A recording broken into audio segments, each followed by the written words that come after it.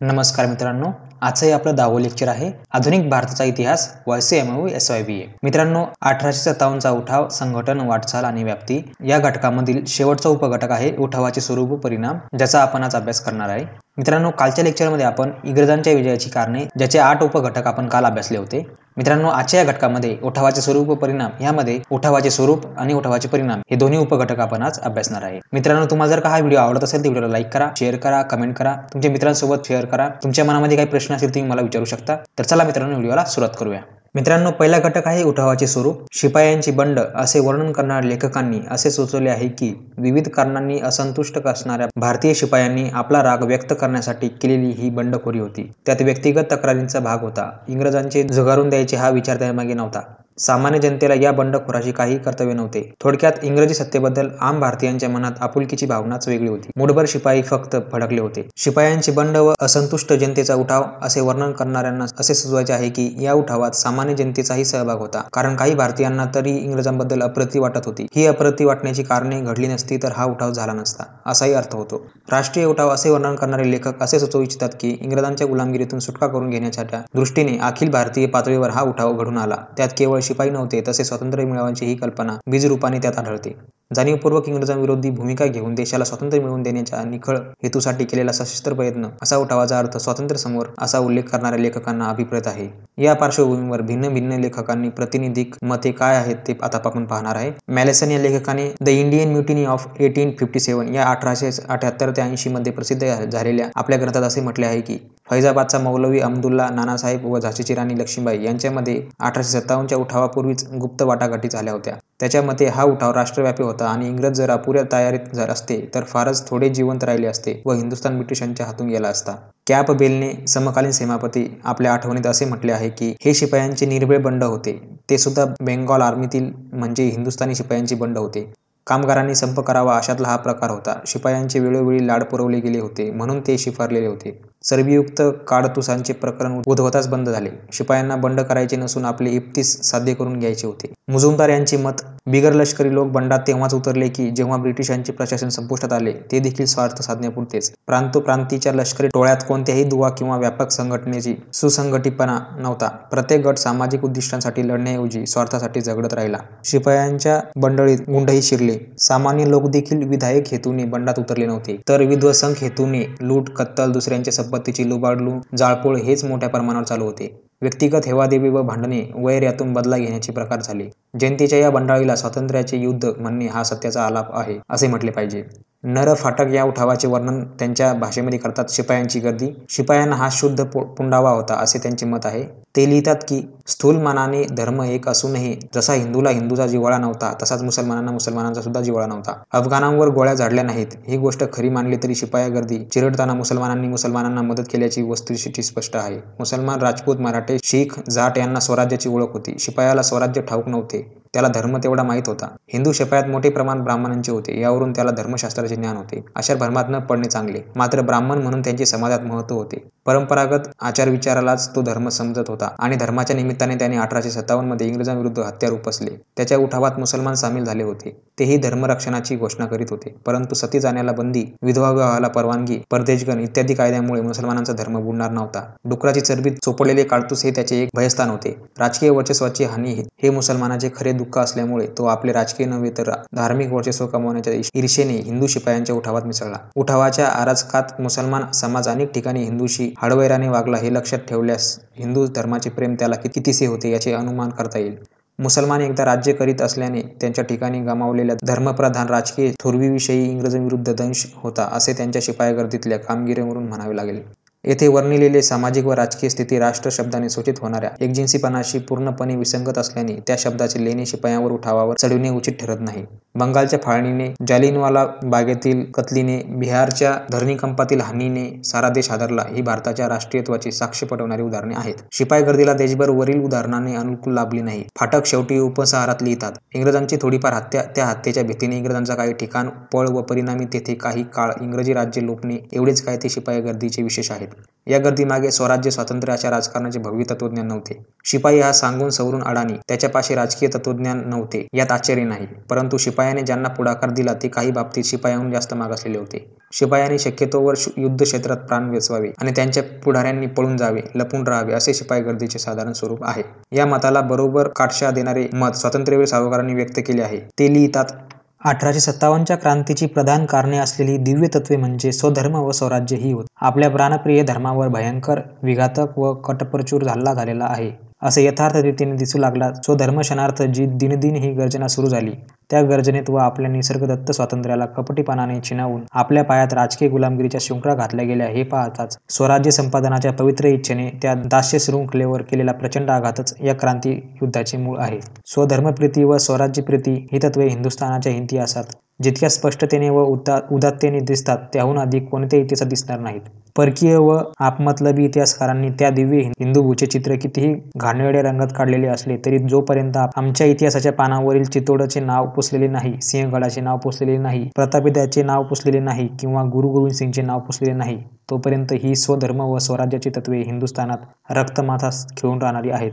त्यांच्यावर क्षणभर गुलामगिरीच्या भ्रमाने ढग यावेत, सूर्यावर देखील ढग येतात, परंतु तो क्षण संपतो न संपतो तो त्या तत्व सूर्याच्या उष्णतेने ते वितळून जातील यात मुळी शंका नाही. स्वराज्यासाठी हिंदुस्थानने कोणते प्रयत्न केलेले नाहीत व स्वधर्मासाठी हिंदुस्थानने कोणते दिव्य अंगीकारले नाही. सुरासो पचाइये जो लढे दिनके, हेत पुरजा पुरजा कट मरे, महबू न छोडे खेत, गुरु गोविंद सिंग यांचे वाक्य आहे. अशा रीतीने स्वधर्मासाठी रणांगणावर तिळतिळ तुकडे झाले तरी जे हटत नाहीत अशा प्रसंगांनी भारतभूमीचा इतिहास पूर्ण भरलेला आहे. या परंपरागत व दिव्य तत्वांचा संचार होण्यास 1857 साली जितकी कारणे होती तितकी पूर्वी फारच थोड्या वेळेस घडून आलेली होती. या विशिष्ट प्रसंगाने हिंदू भूमीच्या अंगात किंचित सुप्रसन्न झालेल्या या मनोवृत्तींना विलक्षण चेतना दिली व स्वधर्म व स्वराज्याची लोकशक्ती सज्जेचाप होऊ लागल्या.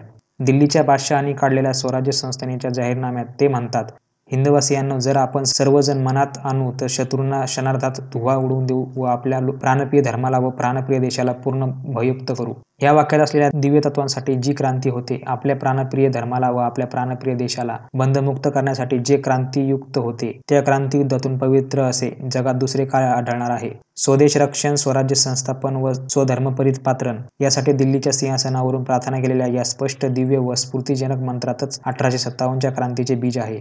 बरेलीला छापून प्रसिद्ध केलेल्या व अयोध्येच्या नवाबांनी काढलेल्या दुसऱ्या एका जाहीरनाम्यात ते म्हणतात, हिंदुस्थानातील सर्व हिंदूंनो व मुसलमानांनो, उठा, स्वदेश बांधवो. परमेश्वराने दिलेल्या देणग्यात अत्यंत श्रेष्ठ देणगी म्हणजे स्वराज्य ही आहे. ही ईश्वरदत्त देणगी ज्याने आपल्यापासून फसवून छिनावून नेली आहे, त्या जुलमी राक्षसाला ती फार दिवस पचेल काय? हे ईश्वरी इच्छेविरुद्ध असलेले कृत्य फार दिवस जया जाईल का? नाही नाही, इंग्लिशांनी जितके जुलूम केलेले आहेत त्यांच्या पापाचे घडे पूर्वीच तुडून भरलेले आहे आणि त्यात आता आपल्या पवित्र धर्माचा नाश करण्याची त्यांनी कुबुद्धी सुचली. आता तुम्ही अजूनही स्वस्थ बसणार काय? तुम्ही स्वस्थ बसावे असे परमेश्वराची इच्छा नाही, कारण सर्व हिंदूंच्या व मुसलमानांच्या हृदयात त्यांच्या इच्छेने या फिरंग्यांना आपल्या देशातून हाकलून देण्याची बुद्धी उत्पन्न झालेली आहे आणि परमेश्वराच्या इच्छेने व तुमच्या पराक्रमाने लवकरच त्यांच्या इतका पूर्ण नायलाट होईल की आपल्या हिंदुस्थानात त्यांच्या मागमूस सुद्धा उतरणार नाही. लहान थोर हे सर्व क्षुल्लक भेद विसरून जाऊन ह्या सैन्यात सर्वत्र समताच नांदली पाहिजे, कारण जे जे पवित्र धर्मयुद्धात स्वधर्मासाठी आपली शमशीर उपसतात ते सर्व सारख्याच योग्यतेचे आहे. ते भाई भाई आहेत, त्यांच्यात मुळीच भेद नाही. म्हणून पुन्हा एकदा मी सर्व हिंदू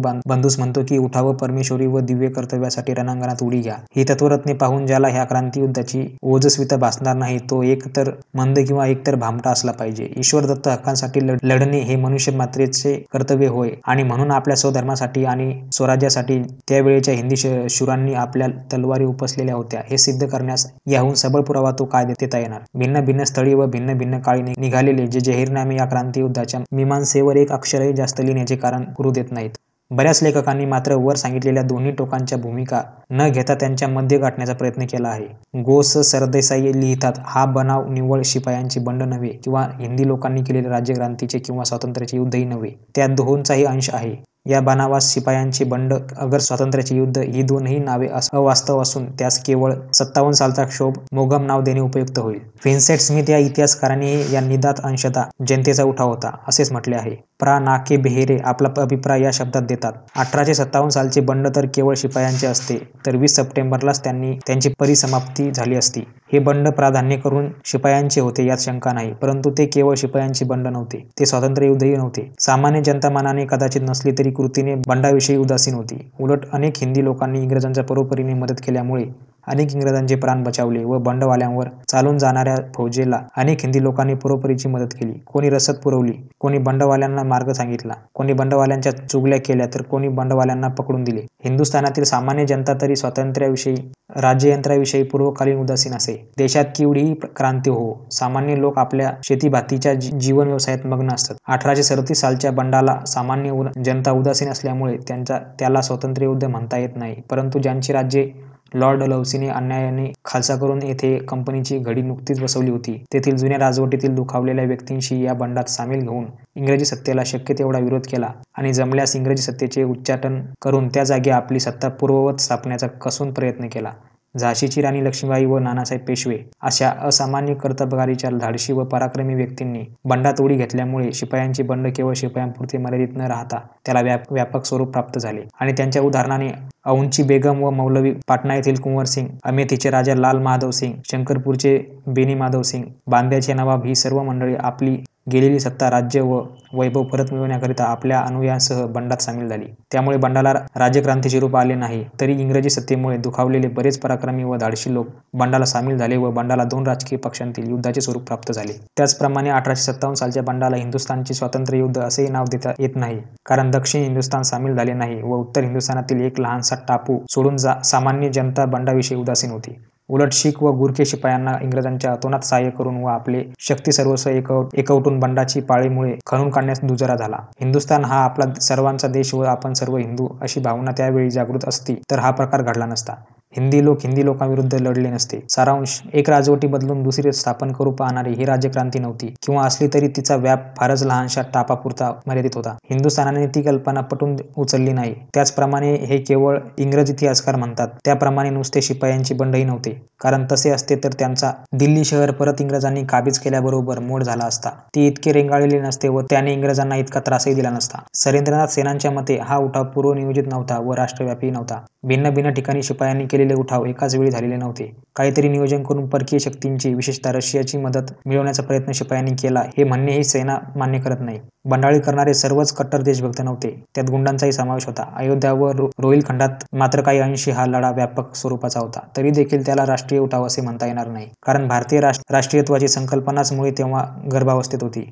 अयोध्येच्या शिपायांनी आपल्या राजासाठी लढाई केली, पण ते स्वातंत्र्याच्या कल्पनेने पुरस्कर्ते नव्हते, कारण व्यक्ती स्वातंत्र्याची त्यांना कल्पनाच नव्हती. के.एम. पणिक्करांच्या मते हा उठाव एक महान राष्ट्रीय उत्थान होते. ते लिहितात, ज्यांचे सर्वस्व हिरावून घेण्यात आलेले होते त्यांच्यामधूनच बंडाचे नेतृत्व निर्माण झाले, पण सर्वांचा एकच समान उद्देश होता व तो म्हणजे ब्रिटिशांची हकालपट्टी करणे आणि देशाचे स्वातंत्र्य परत मिळवणे. या अर्थाने त्या उठावाला बंड म्हणताच येणार नाही, ते एक महान राष्ट्रीय उत्थान आहे. घटक दुसरा, उठावाचे परिणाम. 1857चा उठाव ही भारतीय इतिहासातील एक महत्त्वाची घटना होती. तिचे भारतावर झालेले परिणाम आता आपण समजून घेणार आहे. या उठावाच्या परिणामांतर्गत भारतात प्रशासकीय, राजकीय व सामाजिक बदल घडून आले.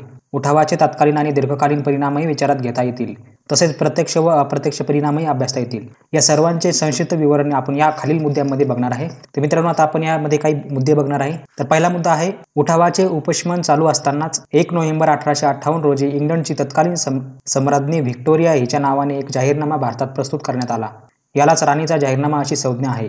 या जाहीरनाम्याने सर्वप्रथम एक गोष्ट केली, ती म्हणजे भारताचा कारभार ईस्ट इंडिया कंपनीकडून काढून घेण्यात आला व तो इंग्लंडच्या राणीच्या प्रत्यक्ष अंमलाखाली आणण्यात आला. कंपनी सरकारचा अनेक चुकीच्या धोरणामुळे 1857चा उद्रेक घडून आला होता, म्हणून सर्व संबंधितांनी शांत करण्याची आवश्यकता लक्षात घेऊन हे पाऊल उचलण्यात आले होते. डलहौसीने जवळजवळ सारा भारतच वर्चस्वाखाली आणल्यामुळे ब्रिटिश साम्राज्यात जोडण्यासारखे फारसे कोणते मुलूक शिल्लकच राहिले नव्हते. त्यामुळे वरीलपैकी दुसऱ्या आश्वासनात फारसे तथ्य नव्हते. नोकऱ्यांबाबत दिलेले आश्वासन इंग्रज सरकारने पुढील काळात फारसे प्रामाणिकपणे पाळण्याचा प्रयत्न केला नाही. एकूणच या जाहीरनाम्यातील वाचने कागदावर केवळ यादी करण्यापुरतीच होती. त्यांची सरकारकडून पायमल्लीच अधिक झाली. सुरुवातीला जाहीरनाम्यातील या वाचनामुळे लोकांच्या आशा पल्लवीत आल्या होत्या, पण नंतर लोकांमध्ये निराशेची व उद्विग्नतेची भावना फैलावली. 1860 नंतर इंग्रज सरकारने व्यापारी धोरण अधिक साम्राज्यवादी बनले. नवनवे कर बसवले गेले. 19व्या शतकाच्या शेवटच्या 25 वर्षात अनेक दुष्काळ पडले. त्यापैकी बरेच दुष्काळ सरकारी धोरणांचा पारंपरिक परिपाक होता. या दुष्काळात लाखो लोक व त्यांची गुरेढोरे नष्ट झाली. भारताच्या फायद्यासाठी राज्यकारभार करू या वाचनाला फारसा अर्थ राहिला नाही. परिणामी लोकमत परत एकदा प्रभुत्व बनत गेले. काही तुरळक बंडेही माजली. दुसरा मुद्दा आहे ब्रिटिश सैन्याची पुनर्रचना करण्यात आली. पलटणीतले भारतीय शिपाई व गोरे शिपाई आणि अधिकारी यांचे परस्परांशी असलेले प्रमाण बदलण्यात आले. युरोपीय शिपायांची संख्या 40,000हून 65,000 करण्यात आली, तर भारतीयांची संख्या 2,15,000वरून 1,40,000 पर्यंत कमी करण्यात आली. बंगालमध्ये काळ्या गोऱ्या शिपायांचे प्रमाण 2:1 तर मद्रास व मुंबई प्रांतात 3:1 करण्यात आले. तोफखाना दले सर्वस्वी गोऱ्या पलटणींच्या ताब्यात ठेवण्याचे ठरले. विविध सामाजिक वर्गात व धर्मपंथात विभागलेल्या भारतीय शिपायांच्या संमिश्र तुकड्या बनवण्यात आल्या, जेणेकरून भविष्यकाळात या शिपायांच्या जातवार संघटना होऊ नयेत. या तुकड्यांची रचना करताना मुद्दाम जाती भेदविरहित रचनेवर भर दिला गेला. सैन्य दलांना सामान्य लोकांपासून अलग पाडण्याचे धोरण राबवले गेले. सैन्यात वर्तमानपत्रे पोहोचणे बंद करण्यात आले. प्रभावी शस्त्रे फक्त गोऱ्या सैनिकांसाठी राखून ठेवण्यात आली. प्रत्येक प्रादेशिक विभागात भारतीय तुकड्यांच्या बरोबरीने तुकड्या तैनात करण्यास सुरुवात झाली. भारतीय शिपायांवर अंकुश ठेवणे हा त्यामागील हेतू होता. तिसरा मुद्दा आहे ब्रिटिश राज्यकारभारात प्रशासकीय बदल करण्यात आले. बंगालच्या गव्हर्नर जनरलला व्हाईसराय हा हुद्दाही देण्यात आला. भारताच्या कारभारावर नियंत्रण ठेवण्यासाठी भारत मंत्री हे नवीन खाते ब्रिटनच्या मंत्रिमंडळात निर्माण केले गेले. चौथा मुद्दा आहे 1857च्या उठावात मुसलमान शिपाई जमीनदार मोठ्या संख्येने सामील झाले होते. याचा राग मनात ठेवून इंग्रज अधिकारी वागू लागले. मुसलमान हेच खरे आपले शत्रू आहेत अशी इंग्रजांची भावना बनली. त्यामुळे इस्लामी सत्तेचे पुनरुज्जीवन करण्याच्या मुसलमानांच्या कल्पनेचा मोठा धक्का पोहोचला. अर्थात यापुढील काळात हिंदू पुढारी राष्ट्रीय पातळीवर एकत्र येऊन संघटन करण्यात प्रवृत्त झाले पाहून इंग्रजांनी आपले मुस्लिम विरोधी धोरण हळूहळू बदलले आणि फोडा व राज्य करा या तत्वावर अवलंब केला. पाचवा मुद्दा आहे पराभूत झाल्यामुळे भारतीयांना इंग्रजांच्या सामर्थ्याची, शिस्तीची व श्रेष्ठत्वाची प्रचिती आली. त्यांच्यापुढे आपण टिकाव धरू शकणार नाही, जिंकू शकणार नाही आणि अशी थोडीशी पराभूतपणाची भावना काही काळ भारतीयांच्या मनात निर्माण झाली. विशेषतः अशिक्षित समाजाला आपल्या नशिबाची गुलामगिरीच लिहिली आहे या दैवाधीने वृत्तींचे चांगलेच ग्रासले. सहावा मुद्दा आहे 1857च्या उठावाच्या काळात परस्परांमधील पत्रव्यवहार, गाठीभेटी व प्रत्यक्ष लढताना ओलांडाव्या लागलेल्या प्रादेशिक मर्यादा यामुळे समाजात एक प्रकारचे सामाजिक व भावनिक अभिसरण सुरू झाले. कधी नव्हे एवढी महत्त्वाची जाणीव हळूहळू दृढ होऊ लागली. यातूनच पुढील काळात दिसू लागलेले राष्ट्रीय ऐक्य जन्माला आले असे म्हटल्यास वावगे ठरणार नाही. सातवा मुद्दा आहे 1857च्या उठावात अशिक्षित शिपायांचा प्रमुख वाटा होता. त्यांचे नेते अंशतः सुशिक्षित होते. त्यांना केलेल्या सशस्त्र उठाव अयशस्वी झाल्यामुळे यापुढे सशस्त्र उठाव करण्यात हशील नाही हे मर्म समाजाला उमगले. तसेच यापुढील काळात ब्रिटिश विरोधी चळवळीची सूत्रे प्रामुख्याने सुशिक्षित वर्गाकडे आली. ब्रिटिशांच्या शास्त्राने लढले पाहिजे या निष्कर्षाप्रत सुशिक्षितांचा हा वर्ग आला. घटनात्मक मार्गानेच त्यांच्याशी लढले पाहिजे हे त्यांनी ओळखले. लोकमतचा दबाव सतत सरकारवर आणून आपल्या मागण्या पदरात पाडून घेण्याच्या नव्या प्रयोगाला क्रमशः सुरुवात झाली. भारतात प्रांतोप्रांतीय लोक संघटना उभ्या राहू लागल्या व शेवटी 1885 मध्ये राष्ट्रीय सभेची स्थापना होऊन भारतीय राजकारणात एक नवे पर्व सुरू झाले. राष्ट्रीय सभेचा एक संस्थापक ॲलन ह्यूम याने तर स्पष्ट म्हटले होते, भारतीय लोकांचा क्षोभ मागील उठावाप्रमाणेच हिंसक मार्गाने प्रकट होऊ नये आणि आपला राग व्यक्त करण्यासाठी त्यांना दुसरा मार्ग उपलब्ध असावा म्हणून राष्ट्रीय सभेचा सुरक्षा झडपेसारखा उपयोग होऊ लागला. शिपायांच्या उठावाच्या अपयशाचा परिणाम या राष्ट्रीय सभेच्या पहिल्या सुमारे 20 वर्षांच्या काळातील कार्यपद्धतीवर झालेला आढळतो. राष्ट्रीय सभेने या काळात आक्रमक धोरण ठेवले नव्हते. याचे एक कारण म्हणजे अगोदरच्या पराभवाचे व इंग्रजांनी केलेल्या त्यानंतरच्या प्रतिशोधाचे दडपण सभेच्या नेत्यांवर पडले असावे. नववा मुद्दा 1857च्या उठावानंतर भारताने भूतकाळाकडे कायमची पाठ वळवली आणि लोकशाही विचारांकडे तो आशेने वळला. त्याच्या लोकशाही समाजवादाकडे चालू झालेल्या वाटचालीचे मूळ त्यात आहे. 10वा मुद्दा आहे कंपनीचा कारभार संपल्यामुळे भारतात युरोपियांचा जो व्यापार होता त्यावरील कंपनी सरकारचे नियंत्रणे आपोआप संपले. आता ब्रिटिश व्यापारी स्वतंत्रपणे व्यापार करू लागले. राज्यकर्त्या राष्ट्राचे व्यापारी म्हणून त्यांनी आपले राजकीय वर्चस्व व्यापारात वापरले. भारताचे आर्थिक शोषण त्यामुळे अधिक वेगाने होऊ लागले. व्यापारापाठोपाठ ब्रिटिश भांडवलही भारतात आले. चहा, नीळ यांचे मळे आणि अन्य उद्योगात हे भांडवल गुंतवले. भारताला लुटण्याचा एक नवा मार्ग ब्रिटिशांना सापडला. 11वा मुद्दा आहे 1857 पूर्व काळात कंपनी सरकारने समाज सुधारण्याविषयक अनेक कायदे केलेले होते. हे कायदे म्हणजे इंग्रजांनी भारतीयांच्या धर्म व चालीरीती केलेली ढवळाढवळ आहे असा त्याचा अर्थ लावला गेला होता. त्यामुळे यापुढील काळात इंग्रज सरकार अशा प्रकारचे कोणतेही कायदे करण्यास फारसे उत्सुक नव्हते. इंग्रजी शिक्षणाच्या प्रसाराबाबत सुरुवातीचा उत्साह नव्या आमदानीत ओसरला. हिंदी लोकांशी पटकून वागण्यासाठी ब्रिटिशांनी वृत्ती बळावली. भारतीयांबद्दलचे ते संशयखोर बनले. राष्ट्रीय सभेसारख्या घटनात्मक चळवळ करणाऱ्या संघटनेकडे सुद्धा संशयाने पाहिले जाऊ लागले. सरकारी नोकरांना तिच्या कामात सहभागी होण्यास मज्जाव करण्यात आला. 12वा मुद्दा आहे 1857चा उठाव जरी अयशस्वी झाला तरी तो भारतीयांच्या लढाऊ इतिहासात एक अविभाज्य भाग बनला आहे. मंगल पांडे, बहादूर शाह, नानासाहेब, तात्या टोपे, झाशीवाली लक्ष्मीबाई, कुंवरसिंग, बेगम हजरत महाल या सर्वांनी देशासाठी स्वातंत्र्यज्ञात आपल्या सर्वस्वाचे हवन केले आहे, अशी पूज्य बुद्धी त्यांच्याबद्दल निर्माण झाली व ते भारतीयांचे थोर नायक बनले. त्यांनी सोसलेले कष्ट व केलेला त्याग आजही भारतीयांच्या स्फूर्ती देतो. याच कारणासाठी स्वातंत्र्य सावरकर लिखित 1857 स्वातंत्र्य समर हा ग्रंथ भगतसिंग आणि इतर शेकडो क्रांतिकारक, सुभाषचंद्र बोस यांच्यासारखे राष्ट्रनेते तसेच ब्रिटिश फौजेतील हिंदी सैनिक या सर्वांची भगवद्गीता बनला. मित्रांनो, आपण अभ्यासलेल्या या घटकावर काही महत्त्वाचे प्रश्न वगैरे तुम्हाला विचारले जाऊ शकतात, जे तुम्हाला परीक्षेच्या दृष्टीने खूप महत्त्वाचे असतील. त्यापैकी पहिला प्रश्न आहे, 1857च्या उठावानंतर ब्रिटिश सैन्याची पुनर्रचना कशी झाली? प्रश्न दुसरा असेल, 1857च्या उठावाचे परिणाम स्पष्ट करा. प्रश्न तिसरा असेल, 1857च्या उठावाचे स्वरूप स्पष्ट करा. प्रश्न चौथा असेल, 1857च्या उठावातील कोणत्या गोष्टीमुळे उठावाचे स्वरूप मर्यादित ठरले हे स्पष्ट करा. अशा प्रकारे तुम्हाला काही प्रश्न वगैरे विचारले जाऊ शकतात. मित्रांनो, तुम्हाला जर हा व्हिडिओ आवडला असेल तर व्हिडिओला लाईक करा, शेअर करा, कमेंट करा. तुमच्या मनामध्ये काही प्रश्न वगैरे असेल तुम्ही मला विचारू शकता. टेलिग्रामची लिंक मी तुम्हाला डिस्क्रिप्शनमध्ये दिलेली आहे. तुम्ही टेलिग्रामचे चॅनल वगैरे जॉईन करू शकता. त्यावर मी तुम्हाला रोज नवीन अपडेट वगैरे देत असतो. तर मित्रांनो, आधुनिक भारताचा इतिहास या पुस्तकामधील ब्रिटिश साम्राज्यवादाची पार्श्वभूमी या घटकामधील हे आज शेवटचे लेक्चर होते. तर मित्रांनो, भेटूया पुढच्या व्हिडिओमध्ये. तोपर्यंत बघत राहा, शिकत राहा. जय हिंद, जय महाराष्ट्र.